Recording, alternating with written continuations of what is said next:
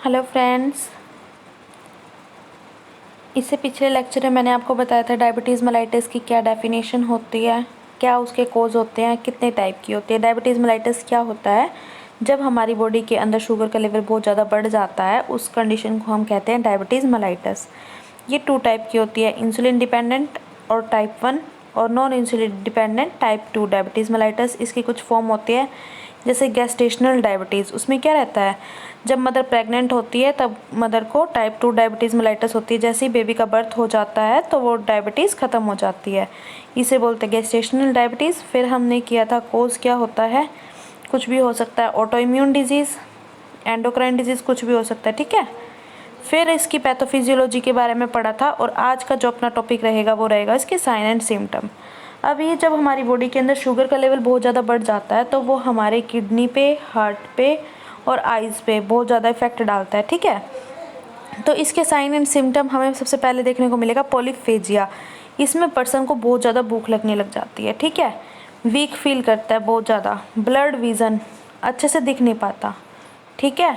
अभी बताया था ना, आंखों पे इफेक्ट पड़ता है। फिर आता है पॉलीडिप्सिया, उसको प्यास ज़्यादा लगती है। टायर्डनेस, बहुत ज़्यादा थका थका फील करता है। पॉलीयूरिया, बहुत ज़्यादा यूरिन पास आउट होता है, ठीक है। साइन सिम्टम इस आप ऐसे याद कर सकते हैं, 3P होते हैं। 3P, फर्स्ट इज़ पॉलीफेजिया, ज़्यादा भूख लगेगी। पॉलीडिप्सिया, प्यास ज़्यादा लगेगी। पॉलीयूरिया, यूरिन फॉर्मेशन बहुत ज़्यादा होएगी, ठीक है। कोस्मोल रेस्पिरेशन मैंने आपको पैथोफिजियोलॉजी में बताया था, जब बंदे के बॉडी के अंदर फैट्स की एक्यूमुलेशन बहुत ज़्यादा होने लगती है तो उसके करके डायबिटीज़ वाले पेशेंट के अंदर जो रेस्पिरेशन हमें फील होती है या जो उसके अंदर से आती है तो उसको हम बोलते हैं कोस्मोल रेस्पिरेशन, यानी कि स्वीटी ब्रीथ, ठीक है। उसको हम बोलते हैं कोस्मोल रेस्पिरेशन। तो इसका ये साइन सिम्टम है, पर्सन को फैटिक फील होगा, वीकनेस होगी और फिट में पेन होगा, क्योंकि इसका जो ब्लड सर्कुलेशन है प्रॉपर पहुंच नहीं पाता, ठीक है।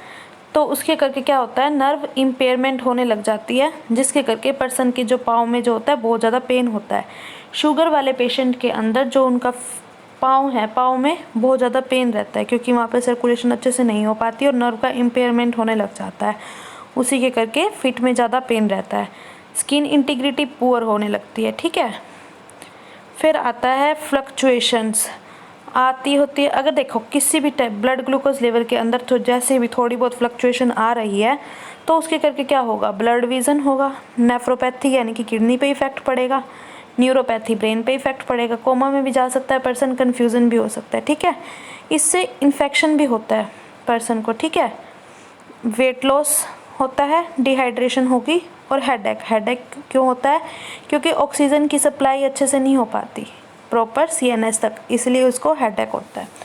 इन्फेक्शन मेनली स्किन और वेजाइनल एरिया के अंदर होता है पर्सन को, ठीक है। नेक्स्ट आता है डायग्नोस्टिक इवैल्यूएशन। इसका हम कैसे पता लगा सकते हैं कि पर्सन को शुगर है। एक टेस्ट होता है इसके अंदर, फास्टिंग ब्लड ग्लूकोज लेवल। मतलब इसमें क्या होता है, इसमें हम पेशेंट को खाली पेट चेक करते हैं कि कितना ग्लूकोज है, कितना शुगर है बॉडी के अंदर।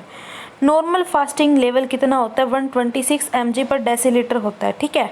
अगर अब इससे ज़्यादा हमें मिल रहा है तो क्या होगा, मतलब पर्सन को शुगर है, ठीक है। इसमें इस टेस्ट में हम क्या करते हैं, इस टेस्ट को हम एक सैंपल लेते हैं, कहाँ से, ब्लड लेंगे, ब्लड का सैंपल लेते हैं कहाँ से, वीन से और फिंगर टिप से, ठीक है। ये बताया फास्टिंग ब्लड ग्लूकोज टेस्टिंग में हम क्या करते हैं, ब्लड ग्लूकोज लेवल को मेज़र करते हैं जब पेशेंट ने कम से कम 8 से लेकर 12 घंटे तक कुछ ना खाया हो, ठीक है, खाली पेट। मतलब चेक करेंगे, नॉर्मल 126 mg पर डेसीलीटर होता है, अगर इससे ज़्यादा मिलेगा तो पर्सन को क्या, शुगर होगा, ओके। नेक्स्ट आता है रैंडम ब्लड ग्लूकोज टेस्ट। एक था फास्टिंग ब्लड ग्लूकोज टेस्ट, अब आता है रैंडम। फास्टिंग में तो हमने खाली पेट लिया, रैंडम में हम इसको कभी भी किसी भी टाइम ले सकते हैं। तो ये क्या कहता है, इसमें हम ब्लड लेते हैं पर्सन का, किसी भी टाइम ले सकते हैं, पूरे दिन में कभी भी ले सकते हैं, ठीक है। चाहे पर्सन ने कभी भी लास्ट टाइम जब भी खाना खाया हो तब भी ले सकते हैं। तो रैंडम ब्लड ग्लूकोज का नॉर्मल लेवल होता है 200 mg पर डेसीलीटर। अगर इससे ज़्यादा ये मिले हमें तो हम क्या बताते हैं, इस पर्सन को शुगर है, ठीक है। नेक्स्ट आता है GTT, ग्लूकोज टॉलरेंस टेस्ट। इसमें क्या होता है, ये टेस्ट स्टार्ट करने से पहले इसमें पर्सन से ब्लड से सैंपल लिया जाता है, ठीक है, ब्लड सैंपल लिया जाता है। फिर इसमें हम पेशेंट को कहते हैं कि कुछ अमाउंट में लिक्विड लो जिसके अंदर कुछ अमाउंट में ग्लूकोज है, ठीक है। फिर हम ब्लड लेंगे 30 से 60 मिनट बाद।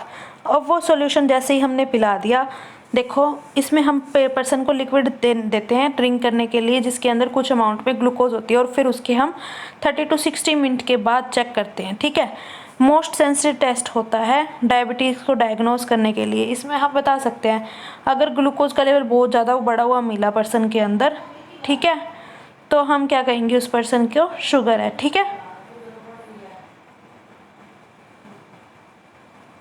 क्या आया नेक्स्ट, यूरिन और कीटोन टेस्ट। यूरिन और कीटोन टेस्ट में क्या बताया, यूरिन में हम ये देखेंगे ना, अगर देखो पेशेंट को डायबिटीज़ है तो मैंने आपको ऊपर ही बताया साइन सिम्टम में कि उसकी यूरिन फॉर्मेशन बहुत ज़्यादा होगी, ठीक है।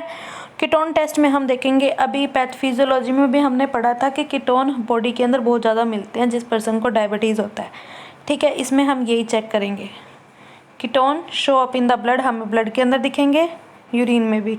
हाई कीटोन लेवल इंडिकेट करता है कि पर्सन को क्या है, डायबिटी कीटो एसिडोसिस, ठीक है।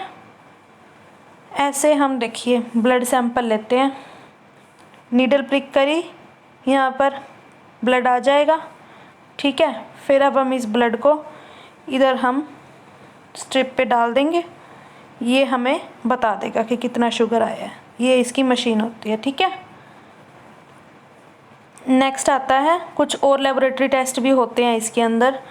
एक आता है ऑप्थेल्मोस्कोपिक टेस्ट। इसमें अब हमारी आई पे भी इफेक्ट डलता है, तो हम ये देख लेंगे कि आई पे कुछ इफेक्ट आ रहा है तो पता लगेगा शुगर है या नहीं। किडनी पे देख लेंगे, किडनी किसी तरह से डैमेज तो नहीं हुई डायबिटीज़ के करके पता लग जाता है, ठीक है। एक आता है ग्लाइकेटेड हीमोग्लोबिन A1C टेस्ट। इसमें क्या रहता है, ये बताता है एवरेज ब्लड ग्लूकोज लेवल, यानी कि अब हमने पर्सन की क्या है 2 या 3 मंथ की इकट्ठी ग्लूकोज लेवल मेज़र करनी है। हमें नहीं पता पर्सन का 2 या 3 महीने से कैसा रहा है शुगर लेवल, तो इस टेस्ट के अंदर हम यही पता लगाते हैं पास्ट 2 और 3 मंथ्स में बंदे का क्या ब्लड ग्लूकोज लेवल रहा है, उसका क्या एवरेज रहा है, ठीक है। इसके अंदर हम यही देखते हैं, इसमें हम मेज़र करते हैं कि एवरेज ब्लड ग्लूकोज लेवल कितना है पर्सन का ड्यूरिंग पास्ट 2 और 3 मंथ्स तक, ठीक है। इसमें हम मॉनिटर करते हैं ब्लड ग्लूकोज लेवल को। नॉर्मल वैल्यू इसकी होती है 4 to 6% A1C के अंदर, ठीक है। ग्लूकोज इसमें अटैच करता है हीमोग्लोबिन के साथ और कन्वर्ट होता है आगे जाके HbA1c के अंदर, ठीक है। इसमें भी हम ब्लड का सैंपल लेते हैं वीन से और फिंगर टिप, ठीक है। इसमें हमने एवरेज बतानी है 2 और 3 मंथ तक की, ठीक है। इसमें देखिए साफ साफ बताया है कि डायबिटीज़ किस किस को अफेक्ट करती है। एक है कि रेटिनोपैथी हमारी आईज़ पे, ये हमारी क्या है आई पे इफेक्ट डालती है, स्ट्रोक कर सकती है, ठीक है। कार्डियोमायोपैथी, यानी कि देखिए ये तो अब हमारी आई की थी, ये हमारी ब्रेन स्ट्रोक डाल देगी। कार्डियोमायोपैथी हार्ट पे डालती है, डायबिटिक फुट पे, ठीक है, फुट पे इससे अफेक्ट होता है, किडनी अफेक्ट होती है, ब्लड फ्लो भी कम होने लगता है, और न्यूरोपैथी भी होती है, ठीक है। डायबिटिक की कॉम्प्लिकेशन रहती है, इससे पर्सन को स्ट्रोक हो सकता है, हार्ट अटैक हो सकता है, और पेरिफेरल आर्टरी में जो डिजीज़ भी हो सकती है क्योंकि वहाँ पे ब्लड फ्लो अच्छे से नहीं हो रहा। पेरिफेरल न्यूरोपैथी भी हो सकती है, हमारी न्यूरॉन्स अच्छे से काम नहीं करेंगी तब होगी। डायबिटिक नेफ्रोपैथी किडनी अफेक्ट हो सकती है, फुट अफेक्ट होता है, ग्लूकोमा हो सकता है, और कैटरेक्ट की कंडीशन भी आती है, ठीक है। रेटिनोपैथी भी आती है, ये इसकी कॉम्प्लिकेशन रहती है, ठीक है। देखिए आगे कॉम्प्लिकेशन क्या रहती है, अगर लॉन्ग टाइम से अगर किसी पर्सन को डायबिटीज़ है, वो धीरे धीरे और बढ़ती चली जाती है और वो कॉम्प्लिकेशन अराइज करती है और आगे जाके वो लाइफ थ्रेटनिंग भी बन सकती है। तो अब कॉम्प्लिकेशन देखें तो क्या रहती है इसके अंदर, एक तो कार्डियोवैस्कुलर डिजीज़ हो सकती है पर्सन को, जिसमें कि चेस्ट पेन हो सकता है, हार्ट अटैक हो सकता है, और ऑर्थोस्क्लेरोसिस की कंडीशन अराइज हो सकती है। न्यूरोपैथी यानी कि नर्व भी डैमेज हो सकती है, ठीक है। अगर एक्सेस शुगर है बॉडी के अंदर तो वो हमारी कैपिलरीज जो होती है नर्व्स की, उस पर इफेक्ट डालती है, स्पेशली जो लेग की नर्व्स होती है वहाँ पे ये इफेक्ट डालती है। वहाँ पे ये टिंगलिंग और नमनेस कोज करती है और पेन भी कोज करती है, जो हमारी टोएज अंगूठा और जो फिंगर्स होती है वहाँ पर ये इफेक्ट करती है। नर्व डैमेज में क्या रहता है, अगर बॉडी के अंदर हाई शुगर है तो वो हमारी जो भी कैपिलरीज हैं, उनकी वॉल्स हैं, उनको ये इंजर करती है। स्पेशली जो लेग्स की नर्व्स होती हैं उन पे ये इफेक्ट डालती है और वहाँ पे बिल्कुल पैरों को सुन्न कर देती है। जो उसके अंगूठा और जो फिंगर्स हैं वहाँ पे धीरे धीरे पेन शुरू होना लगता है और नमनेस होने लग जाती है, सुन्न होने लग जाता है। ठीक है, इट में लेड टू इरेक्टाइल डिसफंक्शनिंग भी आ सकती है। ठीक है, किडनी डैमेज, नेफ्रोपैथी भी हो सकता है। किडनी के अंदर बहुत ज़्यादा क्या होती है, होती है, तो ये डायबिटीज़ क्या करने लगती है, वो डैमेज करने लगती है फिल्टरिंग सिस्टम को, जिसके करके आगे किडनी फेलियर भी हो सकता है। ठीक है, नेक्स्ट आता है आई डैमेज। ये हम कॉम्प्लिकेशन पढ़ रहे हैं। आई डैमेज में क्या रहता है, डायबिटीज़ क्या करती है, हमारी जो भी रेटिना की ब्लड वेसल्स हैं उनकी डैमेज करना स्टार्ट कर देती है धीरे, जिसके करके धीरे धीरे ब्लाइंडनेस होने लगती है पेशेंट को। फुट डैमेज में क्या होता है, नर्व डैमेज होने लग जाती है फिट की और वहाँ पे ब्लड फ्लो बहुत कम हो जाता है। ठीक है, जिसके करके फुट की कॉम्प्लिकेशन बहुत ज़्यादा अराइज होती है। लेफ्ट कट्स होते हैं और ब्लिस्टर्स भी बहुत ज़्यादा सीरियस इन्फेक्शन कोज कर सकते हैं। ठीक है, अगर बहुत ज़्यादा डैमेज हो रहा है टोए का, फुट का, या फिर उसके करके क्या हो सकता है, लेग एम्पुटेशन करनी पड़ सकती है, पैरों को काटना भी पड़ सकता है। ठीक है, अगर बहुत ज़्यादा डैमेज होने लग जाता है ना पैरों में, तो उसके करके हमें या बहुत मतलब लेग एम्पुटेशन करनी पड़ सकती है। ठीक है, नेक्स्ट आता है skin and mouth condition. Diabetes के करके बहुत ज़्यादा स्किन प्रॉब्लम भी अराइज होती है। ठीक है, बैक्टीरियल और फंगल इन्फेक्शंस भी होते हैं। तो आई होप आज के लिए बहुत है इतना, आगे हम नेक्स्ट लेक्चर में डिस्कस करेंगे। अगर आपको कोई प्रॉब्लम आती है तो आप प्लीज़ मुझसे कमेंट सेक्शन में पूछ सकते हैं। अगर आपको मेरी वीडियो अच्छी लगे तो प्लीज़ इसे लाइक करना मत भूलिएगा। Thank you friends.